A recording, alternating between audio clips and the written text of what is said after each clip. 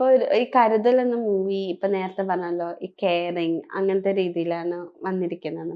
അപ്പൊ ആ ഒരു മൂവിയുടെ നമ്മുടെ ഇപ്പോഴത്തെ സൊസൈറ്റി വെച്ച് നോക്കുമ്പോൾ എത്രത്തോളം റെലവെന്റ് ആയിട്ട് തോന്നിയിട്ടുണ്ട്? ഇപ്പോഴും നമുക്കറിയാം സ്കൂൾ വിദ്യാഭ്യാസം കഴിഞ്ഞ് കോളേജ് വിദ്യാഭ്യാസത്തിലേക്ക് കുട്ടികൾ കേരളത്തിൽ ചൂസ് ചെയ്യുന്നതിനേക്കാൾ പുറത്തേക്കാണ് ചൂസ് ചെയ്യുന്നത്.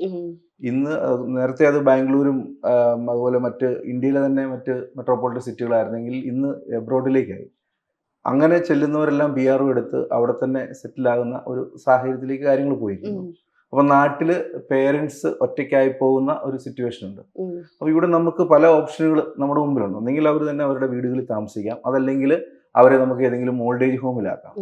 അപ്പോൾ ഇതിലേതാണ് സേഫ് എന്നുള്ളത്, അല്ലെങ്കിൽ ഓൾഡ് ഏജ് ഹോമിലാക്കുമ്പോൾ അതിൻ്റെ ഒരു ഡിസ്കഷൻ, നാട്ടുകാരെന്ത് പറയും, ഇങ്ങനെയുള്ള ചില പ്രശ്നങ്ങളുണ്ട്. അപ്പോൾ പക്ഷേ ഒറ്റയ്ക്കായി കിടക്കുന്ന അവർ അഭിമുഖീകരിക്കുന്ന ചില ത്രെട്ടുകളുണ്ട്.